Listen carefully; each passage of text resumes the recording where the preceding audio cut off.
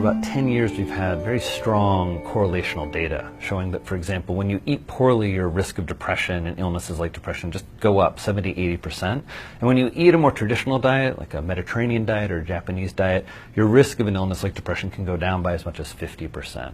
So that's now led to the first clinical trial that is just being reported, showing that a Mediterranean diet augmented with some red meat actually can treat clinical depression, major depressive disorder. And it's a very exciting moment for nutritional psychiatry. It's a time when we have more science that tells us food should really be part of the conversation when it comes to our mental health.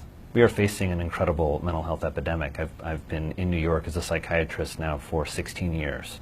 And the amount of distress and the amount of mortality that we're seeing is just like levels we've never seen before. And we need as many tools in our toolbox, and food is very much there, both from just common sense, right? We all know that to feel right we need to eat right, but then also backed up by now an incredible amount of science showing that a core set of nutrients actually have very clear data that can help in the prevention and the treatment of illnesses, again, like depression and dementia. So we want to encourage people to eat those foods that have the most of these nutrients, and then help them do that is really part of a mental health care plan.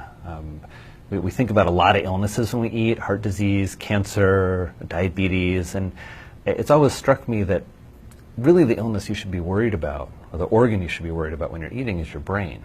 Because that is by far your biggest asset. It consumes more of your energy in your food than any other organ you have.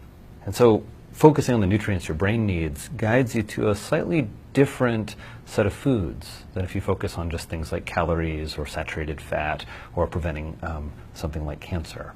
And so it's an exciting moment as the data begins to catch up with common sense.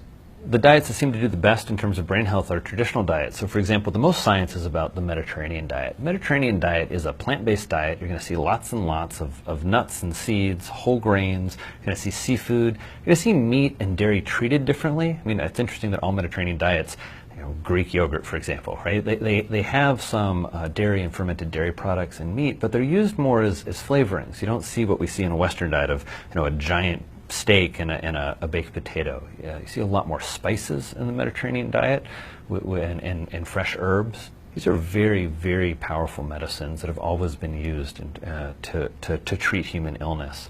And so one of my favorite interventions is helping people do like even a little herb pot on their fire escape or in their front yard. Because you can just walk out in the morning, grab some chives, grab some basil, chop it up, have it with your scrambled eggs. You've just increased the nutrient density of that meal, and you've made it a little bit more like the Mediterranean diet. So what you're going to see is in the Mediterranean diet, it's mainly monounsaturated and polyunsaturated fats.